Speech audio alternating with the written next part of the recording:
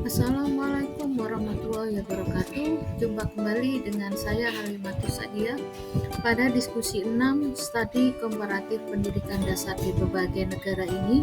Terdapat beberapa pertanyaan yang akan saya jawab. Pertanyaan pertama, bagaimana Anda sebagai guru pendidikan dasar dapat berkontribusi dalam mengatasi isu gender dalam lingkungan pendidikan? Fokuslah pada cara-cara untuk menciptakan lingkungan pembelajaran yang inklusif dan mendukung perkembangan siswa tanpa memandang jenis kelamin. Sebagai seorang guru pendidikan dasar, saya memiliki peran penting dalam membentuk sikap dan nilai-nilai siswa sejak dini, termasuk dalam hal kesetaraan gender. Upaya yang dilakukan untuk mengatasi isu gender di lingkungan pendidikan yang pertama adalah menciptakan lingkungan belajar yang inklusif dan setara. Saya akan memastikan bahwa semua siswa, baik laki-laki maupun perempuan, mendapatkan kesempatan yang sama untuk berpartisipasi dalam kegiatan belajar. Poin kedua, menggunakan bahasa yang netral dan tidak bias gender. Bahasa yang digunakan guru sangat berpengaruh terhadap cara berpikir siswa. Oleh karena itu, saya akan berusaha menggunakan bahasa yang tidak membeda-bedakan jenis kelamin. Poin ketiga, menyediakan materi ajar yang mencerminkan kesetaraan gender. Dalam pemilihan bahan ajar seperti bacaan, gambar, atau video, saya akan memilih materi yang menampilkan laki-laki dan perempuan dalam berbagai peran yang positif dan beragam. Poin keempat, menanamkan nilai-nilai kesetaraan dan saling menghargai. Saya akan menanamkan nilai bahwa setiap siswa memiliki hak, kemampuan, dan potensi yang sama tanpa memandang jenis kelamin.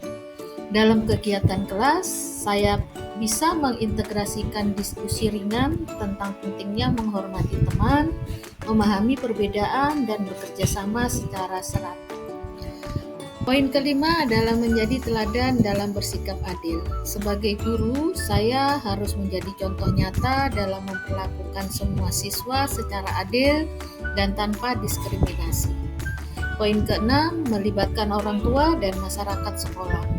Saya juga dapat mengajak orang tua dan rekan guru untuk bersama-sama menciptakan budaya sekolah yang sensitif terhadap isu gender. Pertanyaan kedua, sebutkan strategi konkret yang dapat atau telah Anda terapkan untuk mempromosikan kesetaraan gender, mengidentifikasi potensi diskriminasi gender, dan mengajarkan siswa tentang pentingnya menghormati perbedaan dan merangkul keragaman dalam konteks pendidikan dasar. Strategi yang dapat dilakukan dalam proses pembelajaran yang pertama adalah memberikan teladan dan konsisten dalam bersikap. Saya berusaha menjadi contoh nyata dalam memperlakukan siswa secara adil dan tanpa bias. Dalam memberi pujian, teguran, atau tugas, saya selalu menilai berdasarkan sikap, usaha, dan hasil belajar, bukan berdasarkan jenis kelamin. Poin kedua adalah melibatkan keluarga dan lingkungan sekolah. Saya berkolaborasi dengan orang tua dan guru lain untuk menanamkan nilai kesetaraan di rumah dan di sekolah. Poin ketiga adalah menumbuhkan sikap saling menghormati dan empati. Saya membiasakan kegiatan refleksi bersama, seperti sesi berbagi perasaan atau cerita inspiratif, agar siswa terbiasa mendengarkan dan menghargai perbedaan pengalaman teman-temannya. Sedangkan poin yang keempat, menggunakan media pembelajaran yang bebas bias gender. Saya meninjau kembali buku teks, gambar, atau video yang digunakan dalam pembelajaran agar tidak mengandung stereotip. Jika terdapat materi yang bias, saya mengajak siswa berdiskusi secara kritis tentang hal tersebut. Sedangkan poin kelima, mengintegrasikan nilai kesetaraan gender dalam kegiatan belajar. Saya merancang kegiatan pembelajaran yang memberi kesempatan setara bagi semua siswa untuk tampil dan berpendapat. Misalnya dalam diskusi kelas, saya memastikan bahwa setiap siswa baik laki-laki maupun perempuan mempunyai kesempatan yang sama untuk mengemukakan pendapatnya. Pertanyaan ketiga, apa tantangan utama yang mungkin dihadapi dalam mengimplementasikan pendekatan ini? Dan bagaimana Anda merencanakan untuk mengatasinya? Adapun tantangan yang sering muncul, yang pertama adalah kurangnya dukungan dan pemahaman dari lingkungan sekolah.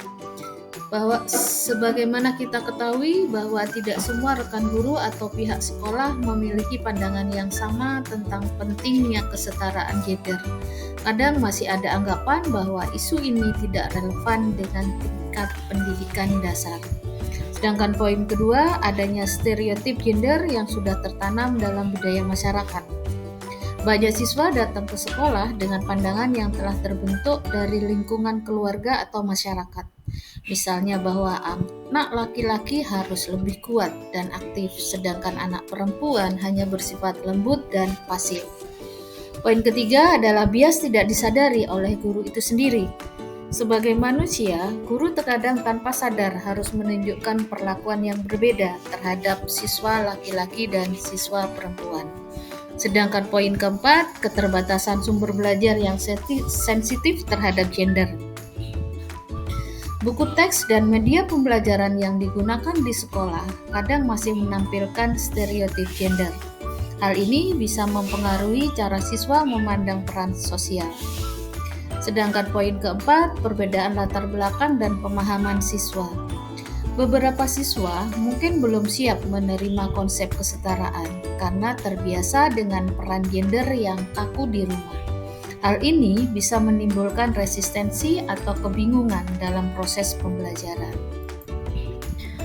Solusi untuk mengatasi tantangan, yang pertama berperan aktif sebagai agen perubahan di sekolah dengan berbagai praktik baik dalam forum seperti KKG. Yang kedua adalah guru menanamkan nilai kesetaraan sejak dini melalui cerita, permainan peran, dan diskusi yang menunjukkan bahwa semua anak memiliki kemampuan dan hak yang sama. Poin ketiga, mengikuti pelatihan tentang pendidikan inklusif dan kesetaraan gender untuk meningkatkan kesadaran profesional. Poin berikutnya adalah guru dapat memodifikasi materi ajar, misalnya dengan menambahkan contoh tokoh perempuan dan laki-laki yang berperan aktif di bidang pendidikan. Poin berikutnya adalah guru dapat memodifikasi materi ajar, misalnya dengan demikian pemaparan yang bisa saya sampaikan pada diskusi 6 ini. Kurang lebihnya mohon maaf. Assalamualaikum warahmatullahi wabarakatuh.